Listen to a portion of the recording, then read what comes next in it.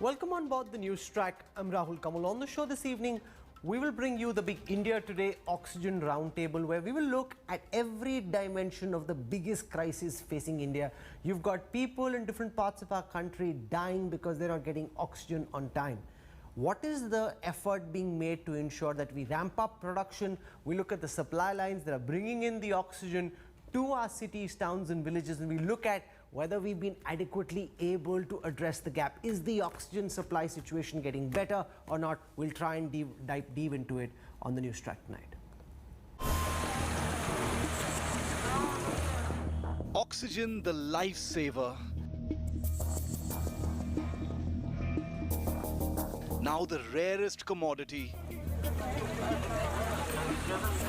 Monster COVID wave grips India.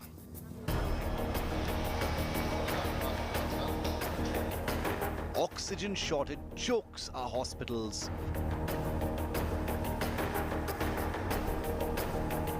Only SOS calls, no answers.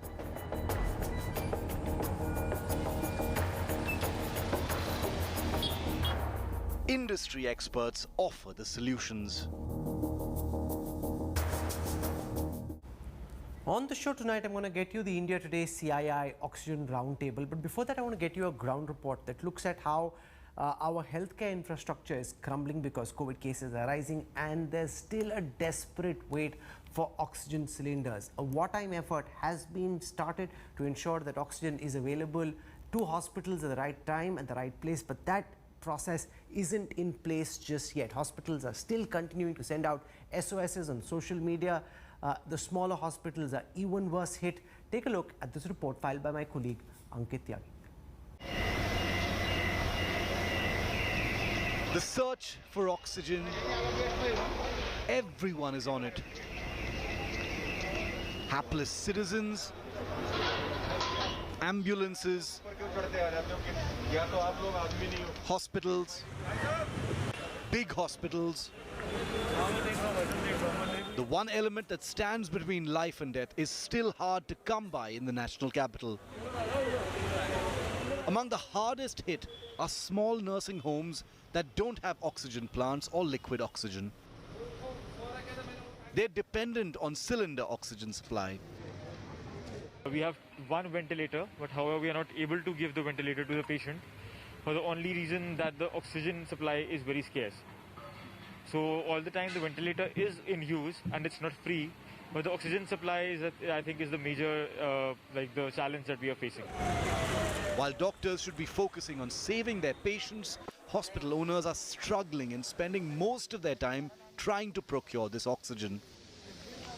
India Today visited a refilling station for a reality check. People and their misery is just compounded by the fact that hours and hours, sometimes more than 24-hour-long wait, results to nothing. They are told at the gate of this agency that oxygen is finished, and then they will have to once again try somewhere else. Desperate people only asking questions, only asking for help. Where do we go? If the government is not giving us beds in the hospital, why are they also taking away the chance by not filling up these cylinders? Throughout our wait, the driver was getting calls from hospital desperate for supplies. Vijay is not alone. There are many in the queue. Sir मैं कल 11 बजे से खड़ा हुआ हूँ, ना कोई number बताता है, ना कुछ करता है. अगर जाओ तो कह रहे हैं बैरियर से बाहर जाओ. ना नंबर का हमें पता चल रहा, कौन सा नंबर है, कौन सा नंबर नहीं है. हॉस्पिटल से बिल्कुल कंटिन्यू फ़ोन आ रहे हैं, ऑक्सीजन का क्या हुआ, क्या रिस्पॉन्स है, सब पूछे जा रहे हैं. पूरे स्टाफ का फ़ोन आ रहे हैं, सर के फ़ोन आ रहे हैं कि क्या हुआ, ऑक्सीजन लेके आओ, फटाफट करो, जो भी करना है जल्दी करो.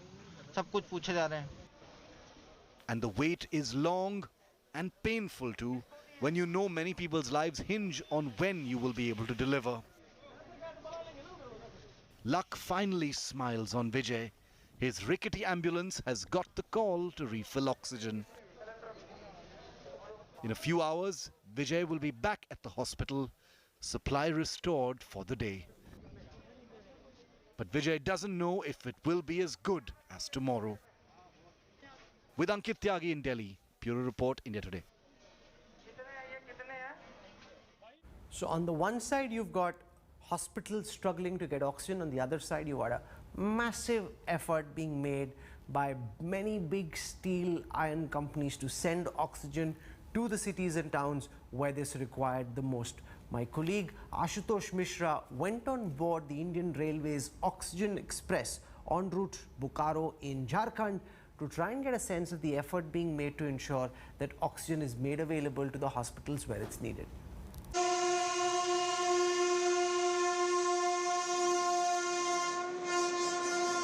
This is not a regular train. This is Oxygen Express. And India today is on board this life-saving lifeline. When India battles against this pandemic, the Indian Railway is on mega mission to supply oxygen to several states. I'm on board on this Oxygen Express from Lucknow to Bokaro. Millions of lives will be saved through these Oxygen Express. The train is on a 17-hour journey from Lucknow to Bokaro via Varanasi to refill oxygen tankers. ये अनुभव क्या अब हमारे देश में संकट है जो महामारी है हम लोग उस पक्ष में काम कर रहे हैं और हम लोग ये रेल एक सिस्टम है ये 24 घंटे काम करती है न रुकती है न थकती है इसलिए हम लोग लगे हुए हैं देश हित में काम हो रहा है भाई किसी की जान न जाए और हम लोग जितनी हेल्प कर सकते हैं उतनी करेंगे। पहले ही जब संक्रमण फैल रहा है तो आप लोगों को भी डर होता है कभी कहां पर इस तरह से खतरा कहां से लेकर के आ जाए? जी बिल्कुल रहता है हम लोग ऐसी हमारी जो है फ्रंट पे हम लोग रहते हैं स्टेशन पे रहते हैं यात्री आते हैं कहां से लोग आते हैं हम लोगों को पता तो रहता नहीं कौन संक्रमित है कौन नहीं है फिर भी हम लोग को काम तो करना पड़ता है ना। Meet these COVID heroes, the braves who are driving these oxygen trucks to its final destination. They are on a mission to save lives. तो उनको आप बताते हैं कि आप उस ऑक्सीजन एक्सप्रेस में जा रहे हैं जो लाखों लोगों की जिंदगी बचा रही है। जी बताते हैं जी। तो वो लोग भी यही कहते हैं चलो आप लोग खुद के मतलब देश की सेवा का मतलब कर रहे हैं तो इसलिए वो ज़्यादा वो नहीं करते हैं। ये तो डर तो रहता है माहौल ऐसा चल रहा है तो लोग अपनी जान बचाना मुश्किल हो रहा है तो इससे मैंने थोड़ा डर तो रहता ही है नहीं तो भी कह रहे हैं कि आप लोग काम कर रहे हो कोई बात नहीं। The train's guard is a proud man, calling this special duty a once-in-a-lifetime honor. ये हमारा तो पहला ट्रिप है आपको सही बताएं हमारे मन से था कि मेरी ड्यूटी जो है एक बार जरूर जो है ऑक्सीजन स्पेशल में लग पाए और आज आपकी ख्वाहिश पूरी हमारी ख्वाहिश पूरी हो गई। ये बड़ा सौभाग्य रहा कि जो है हमें ये ट्रेन मिली और जो है हम अपनी ड्यूटी आराम से जो है पूर्णतः करते हुए।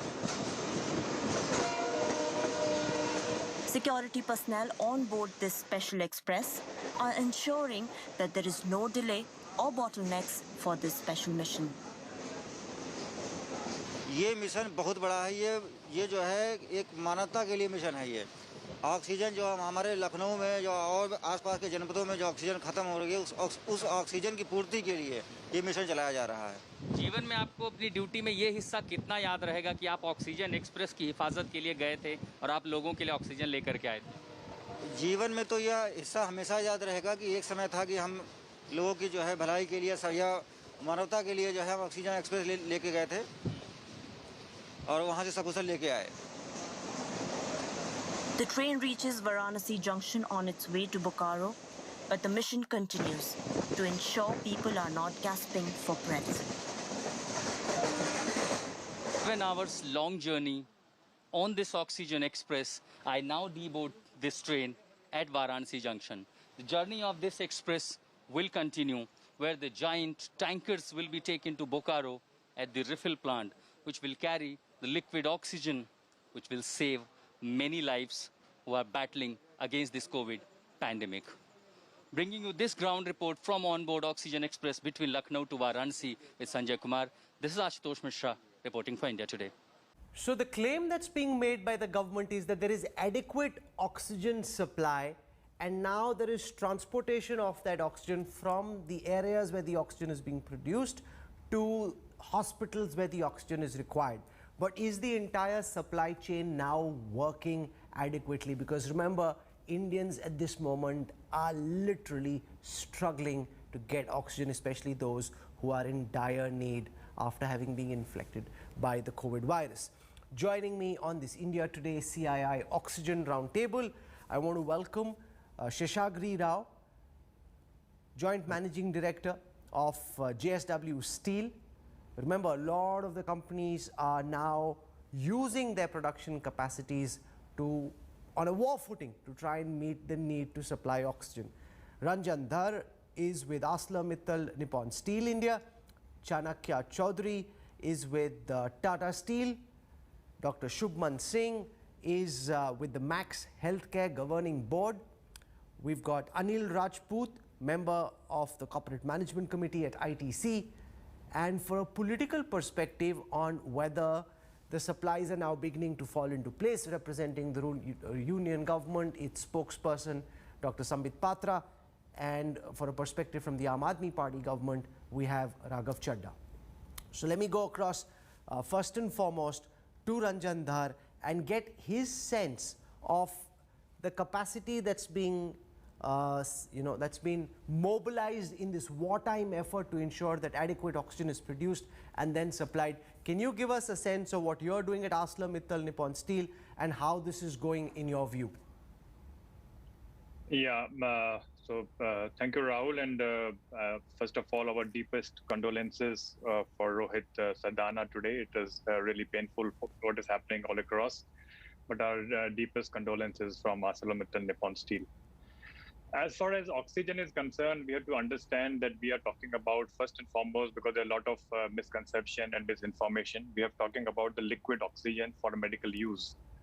So all the Indian steel industry put together can produce today around 8,000 ton approximately per day of LMO, which is liquid medical oxygen. Now, to put this number in perspective, India in the last count, total need for LMO countrywide was nearly about 7,000 tons. So suffice to say that the steel industry alone can, suffice this need. Now, the issue, as you rightly pointed out, is how do you bring this oxygen from the steel mills or other industries to where it is used, for example, the hospitals. So since this spike in the cases had happened suddenly in a very rapid fashion, so there is some amount of challenge in the logistic, and I'm sure with each passing day that is getting augmented. And talking about ArcelorMittal Nippon Steel particularly, we are supplying close to about 220 tons of LMO per day. And thankfully, Gujarat, since we are located in Gujarat, near Surat, Gujarat being an industrial developed state, we are able to move this entirely to the hospitals. Additionally, as was reported in the media, we have also opened a 250-bed hospital near to our steel plant in Surat, which we are further enhancing to around 1,000 beds. This was to augment the capacity of liquid oxygen because this hospital is being fed by the gaseous oxygen that is produced for our steel making. So all in all, the steel industry is totally geared up to face this challenge and to support the clarion call by government and various state governments. But the fact is that the very need for a clarion call has been necessitated by the fact, Dr. Patra, that we've been caught off guard. Now, the charge against your government is that you've got the likes of JSW Steel, Nippon, Tata Steel, and everybody else helping you out. But if the government had planned this better, if you'd done your modeling better, if you were more alert to the challenge, less focused on the elections in Bengal, then maybe this could have been done in advance. So instead of having a situation where for days on end, people are grasping for breath and dying because of lack of oxygen, a lot of this could have been prevented. Dr. Patra. See, Rahul, first and foremost, my heart goes out for Rohit Sardana, a dear friend and one of the finest anchors in the India Today group. My obituaries to him. And coming to the question that you ask, look, I was in fact searching that letter, which I always had on my table, but today I don't know, I have misplaced it. The letter was of last year. It was in 2020 that a letter was issued around September, October to almost all the states that you have to ramp up your oxygen production in keeping with a second pandemic wave that might happen in this country, and this was by the Drug Controller of India. Almost all the states received this. And in fact, it also categorically spoke about how the industrial oxygen can be converted into medical liquid oxygen, LMO. So in fact, that we had not warned the state is something which is unfounded. The states were warned. Number two, not only the states were warned, PSA plans, almost 162 PSA plans were ordered across the country. For instance, Delhi had to have 8 PSA plans. Other states, in fact, had their own quota. And land allotment for these PSA plans were the subject of the state government. Some state governments did allot the land timely and they had their plans. Some state governments could not do so. Thirdly, as far as oxygen distribution is concerned, scientifically, there are 3 parts to it. The source from which the oxygen generation happens. For instance, the steel plants are the source. Second is the logistic or the transportation, the cryogenic tankers, etc. And the third and the most important thing is the storage as well, about which we are not talking. As far as the source is concerned, let me be categorical. In the Prime Minister's Empowered Group meeting, the data was given that India is producing almost 3,300 metric ton of oxygen extra than what it was doing per day previously. So in fact, we are supplying in excess to what the requirement is. The difficulty is in the transportation, that is the logistics, and in storage. Every hospital needs to augment its storage. And in fact, I'm sorry to state, many of the state governments should have issued their orders well before time to the hospitals, the government hospitals as well as the private ones, that please augment your storage capacity, because even if we bring in the oxygen, where will you store? For instance, in Delhi, about a couple of days ago, a letter has gone to all the hospitals, nursing homes, etc., that please augment your storage capacity now with your money. And if you don't do so, you will be the one who will be facing the penile, the punishment because of the disaster law that is on function. So I believe all these could have been, in fact, preempted, could have been done by the state government. So what's very clear, Sheshagri Rao, is that this was never really a challenge of whether we had adequate production. The question was whether we could mobilize it in time to the hospitals where the oxygen was required. Now, CII and multiple Indian companies already working on this. To what extent do you think we've been able to fix the supply chain piece? CII has constituted a task force to improve the entire ecosystem of oxygen supply, and also to ensure that it is supplied at the right place at the right time. So I think there are a lot of initiatives that have been taken. So I think this is the need of the hour where government, industry and hospitals and everybody should work together to get out of this current crisis. As regards to supply is concerned, the liquid oxygen which is supplied prior to this crisis used to be 15% only approximately is used for medical purpose. Balance 85% is used for industrial purpose. But once, because of this crisis, now industrial use is completely stopped. Now entire liquid oxygen is used only for medical purpose. So that is one change which has happened. That's why supply has increased. Over and above that, as Ranjan has explained, almost all the companies, not only steel, even the chemical industry, or in the case of refineries, entire industry came together to increase the supply, to augment the supply. So supply is going up as far as the oxygen is concerned. To supplement the production of liquid oxygen in India, it is also being examined, is it possible to import liquid oxygen from overseas? How do we bring that oxygen into India through various specialized tankers? And how do we ensure through green channel it get cleared quickly through customs and it can be supplied to the nearest places? So this is how the supply is getting increased. As far as the logistics is concerned, there are a lot of suggestions which have been given, how the logistic constraint that is there today can be to some extent reduced.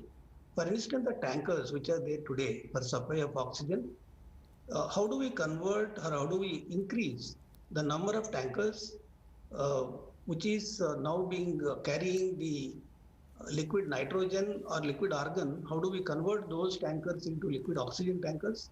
So a lot of efforts are being made in that regard. In the similar manner, it is also being examined how do we convert the ammonia tankers, which is also cryogenic, for transporting liquid oxygen. So that is how we are increasing, we are trying to increase or suggest to increase the supplies or logistic constraints Okay. to ensure Now the key all the thing steel is, plants will are get the supplied. hospitals finding things getting better? Dr. Shubhan Singh, are things in the hospital getting better from the way they were 7-10 days ago? Industry is claiming that extra oxygen supplies are being mobilized. Government is claiming that now the availability is more than the demand, but we're still seeing people struggle and suffer. So has supply improved? What, according to you, are the key bottlenecks you'd like to still get resolved? Yeah, absolutely. Very well said, Rahul. And I'll take forward from where Dr. Samit Patra left, and that is at the level of the nursing homes and the hospitals. Yes, indeed. Each nursing home, each hospital should have had their own systems in place, but that's not the way anybody has functioned till date. That one's heart goes out. They are struggling on 4 accounts, Rahul. Number one is the number of paperwork that they have to do, with 50% staff down with COVID, the other 10% reeling as survivors of COVID. Every day they have to fill in 3 to 4 times various pieces of paper before they can get the allocation done. The second point is that even if you have a patient who has come in and does not have an RT-PCR report which says it's positive, they cannot take them in because the drop-down for admission doesn't happen. So there are multiple glitches on the operational front which need to be sorted as of yesterday. Reduce the paperwork, open up the Excel sheets where they can clinically decide that yes, this patient has COVID and needs to get into the system. The second and very important point is, as we move forward, And especially with tier 2 and tier 3, where people have been managing with oxygen cylinders, for them to just now move towards any other form and then have storage capacity, as very rightly pointed out, it's a highly inflammable part. And thereby, they don't have that ability to be able to do it just now. So we have to support it. Yes, the oxygen concentrators are going to come in, but we have to be extremely judicious about it. Today, the severely impacted and critical patients require this. The situation on the ground definitely has improved to the extent that added capacity in hospital beds is there. They are trying to pull in people to be able to man the hospital bed. Just having the hospital bed will not solve the issue. The issue is that this oxygen supply which comes in must meet the need of these beds. We have mixed up 2 very important points. One is COVID patients and non-COVID patients. They've both been clubbed together, and the allocation is being done on the number of patients against the number of beds. The other very important point, which has been pointed out by other colleagues, is the fact that it is coming in liquid and it is being given to the patients in gaseous form. So the supply that comes in the liquid form, when you calculate it in metric tons against the gaseous form, there's a gap in it. So there are multiple issues on the ground where real help is needed. The last point I'd like to add is we cannot afford to waste oxygen. Now, everybody knows that cylinders, if you see it, and you've been showing it widely on the media, you have a cylinder and you have a flow meter on top of it. Now, this flow meter gets stuck at 15 liters. If people are not cognizant, training is so important.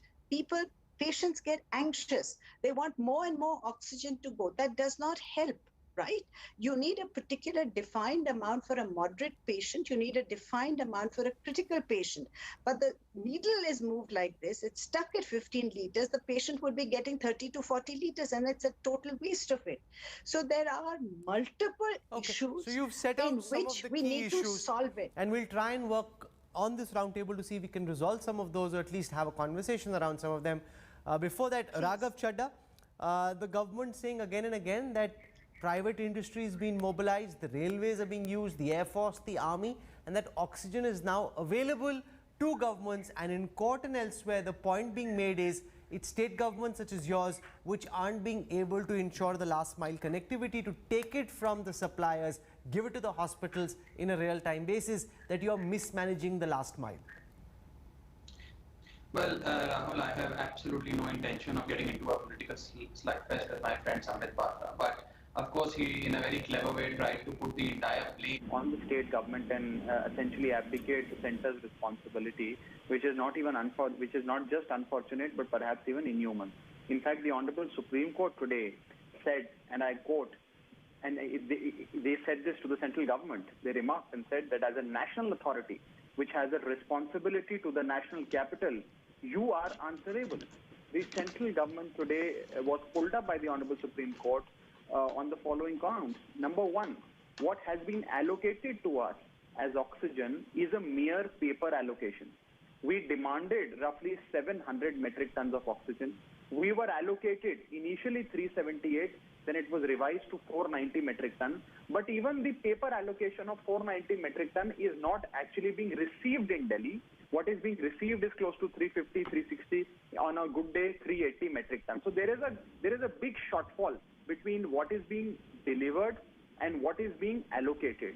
Demand is of course higher, but even if we are allocated what has been, if it is delivered what is being allocated to us, it will solve a lot of problems for us. Now it brings me to the point of logistics as to how do we bring it to Delhi, and the blame that has been pinned on us by the union government that we are unable to bring them or source them from these far-flung areas in eastern part of India.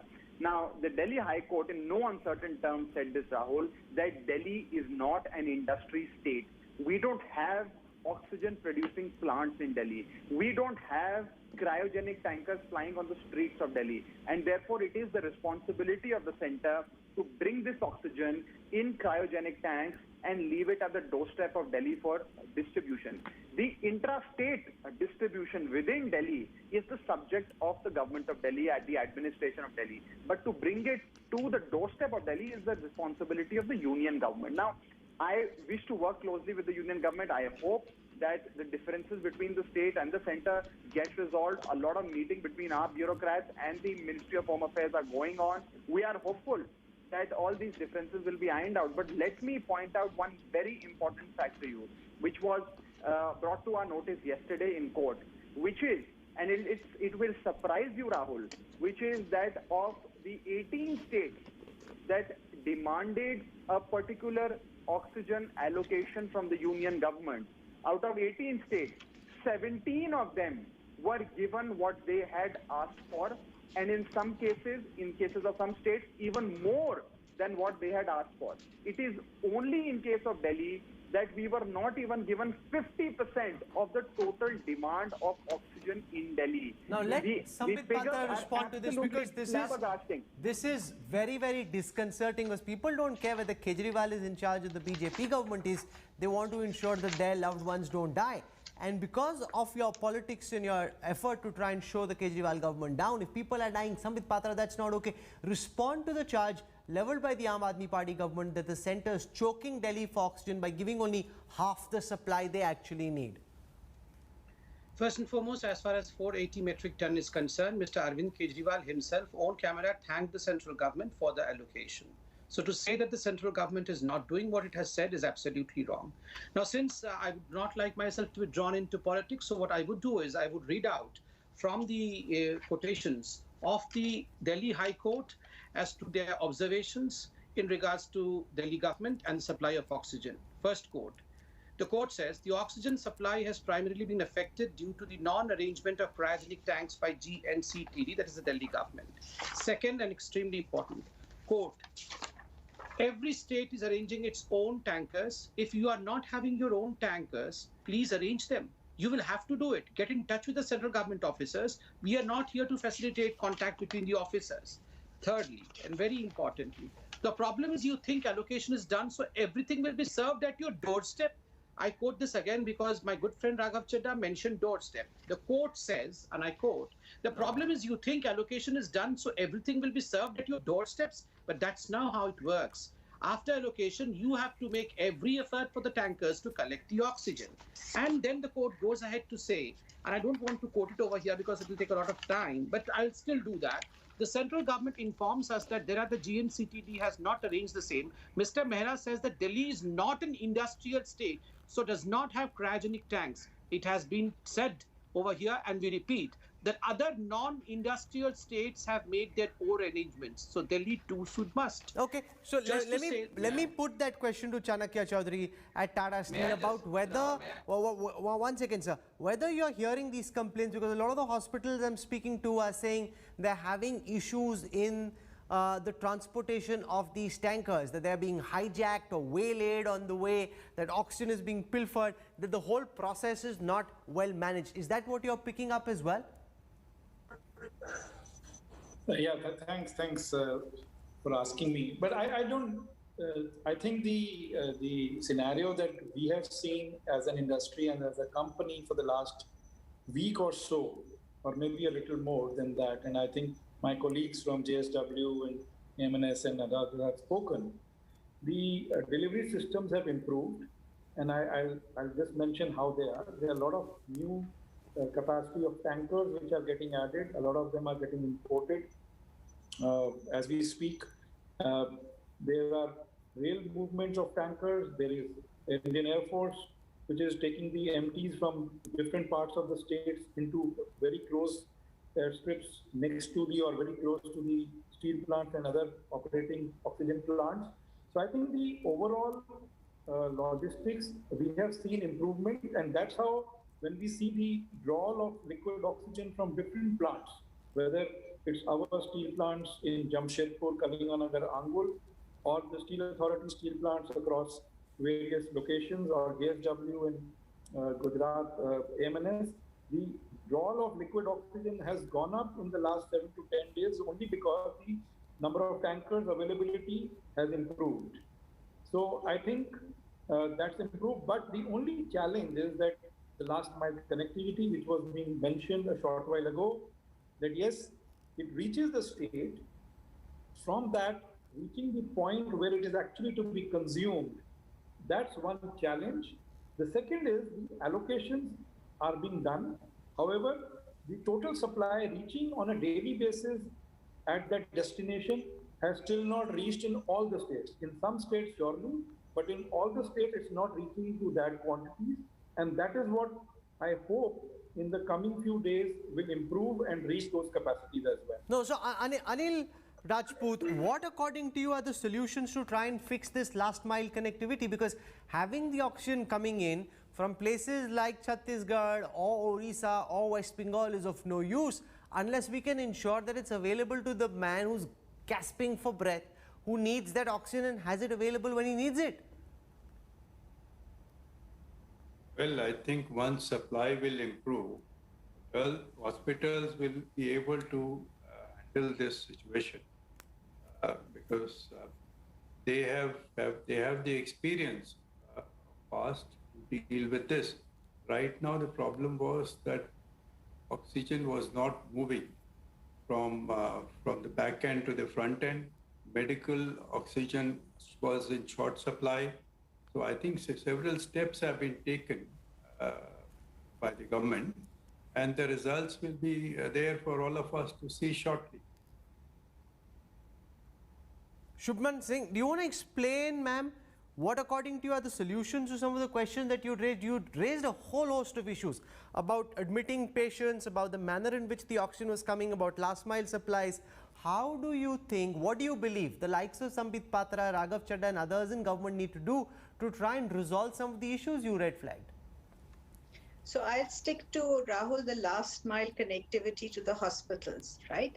First is we have to have an immediate relook at the allocation. As I mentioned earlier, the allocations based on the difference between liquid oxygen and gaseous oxygen actually amounts to a 25% difference. That's point number one.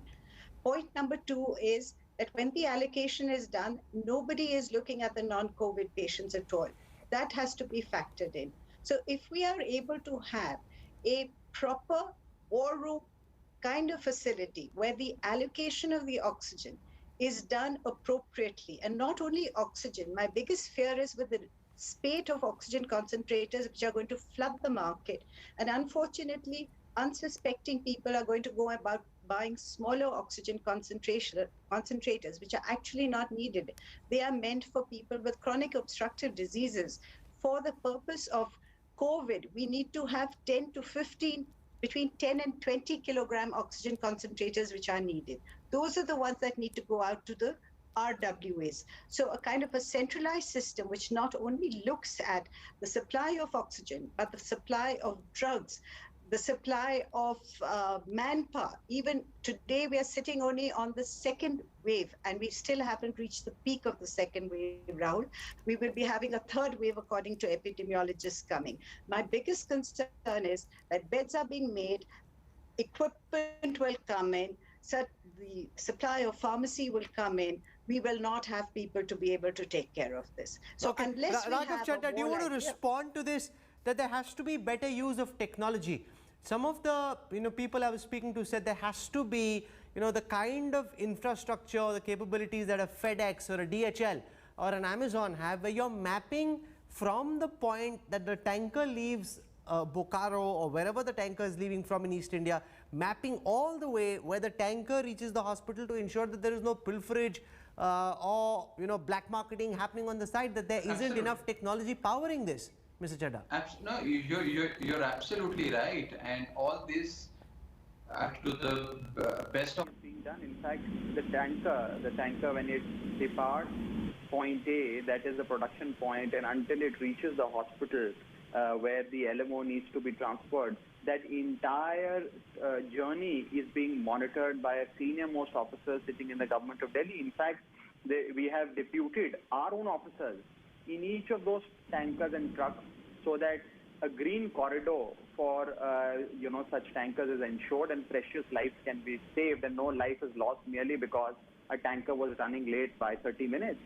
Having said that, Rahul, on the point of allocation, I'll just make 3 quick points. Number one, the points of production of oxygen from where this oxygen needs to be collected for the use in Delhi are allocated to us are in far-flung areas in eastern part of India, like Rourkela, like Kalinga, Nagar, like Durgapur. Some of them are 1,500, some of them are 1,800 kilometers away from the national capital. So our request to the union government has been in court, in person, through letters and through your channel, that allocate points which are closer in proximity, closer in geographical proximity to Delhi, like Panipat, etc. That's point number one. That will save a lot of travel time and help us save a lot of lives. Point number two, Rahul, is that as far as the allocation is concerned, I flagged this before you earlier, at the cost of sounding repetitive, I'll say this again, every state got what they demanded for. Okay. So you made that point earlier. Respond in conclusion, Dr. Patra, to the charge. Number three, Rahul, may I just finish one last point? As far as allocation is concerned, Rahul, I thank the union government, again through you, from increasing it from 378 metric ton to 480 metric ton. But this 480 metric ton should not be a paper allocation. We don't want a theoretical paper allocation of 480. We want 480 to reach Delhi. Sambit Patra, respond to the charge that local administrations in governments like in Haryana are using their force, using their police to waylay, hijack supplies coming in, that there is paper allocation, that even what is nominally allocated is not reaching the last destination in the end because there is hijacking happening in the middle. No, that was the allegation in the beginning. But you would remember the MHA came up with a direction that this would not be so. And in fact, paramilitary forces and the police of the respective states are looking into it. And the collector and the SP of the respective districts, in fact, have been held accountable for the same. So now no state is complaining that there is any kind of violence taking place, any kind of pilferage taking place, any kind of wayleading taking place. That's not happening anymore. The most important issue nowadays is the administrative last-minute connectivity. Why do I say administrative? Because if you ask the people who are in nursing home, who are in hospital, they will talk about a particular officer who is called as a nodal officer. Most of the time, this logistics needs to be worked out. I'll give you 2 examples. If you would remember, last week we had the unfortunate death of 20 patients in a well-known hospital in Delhi called as Jaipur Golden. Day before yesterday, while representing the whole issue of Jaipur Golden in front of the Honorable High Court of Delhi, this is what Mr. Sachin Datta, the counsel for the counsel for Jaipur Golden said. Enormous SOS calls were made to the nodal officers. They arranged something from AIMS. But it was some minutes late. there is shortage and uncertainty. Delhi government does not understand the supply chain. Secondly, the senior advocate Sachin Datta says, I was supposed to get 5 p.m. I didn't. Sir, let's not shout over each other. I'm just... Is this recorded by court? This is only observation. Make all sorts of allegations so you also in so court. this is no. Lawyers You also make all sorts of allegations. I don't want this conversation to degenerate, gentlemen. Our hope as citizens of this country is that you will put politics on the side just for a few weeks. Let the pandemic end. You can be at each other's throats like you've been in the past. People will sit back and watch. It doesn't really matter. Right now, please work together, for God's sake, to try and ensure that people don't die because they have no air to breathe. That is a criminal act. And there is so much effort being mobilized at this time to ensure that oxygen is made available. Let's all ensure that the supply chains are such that there is no disruption happening on the way, that the oxygen goes from the plants where it's being manufactured to where it's required the most. To all my guests, Sheshagri Rao, Ranjan Dhar, Chanakya Chaudhary, Shubman Singh, for joining us on this broadcast, Anil Rajput, Dr. Patra and Raghav Chadda. Thank you very much. We're slipping into a break. I'll have more for you when we come back on the other side. Stay with us. We're back in a moment.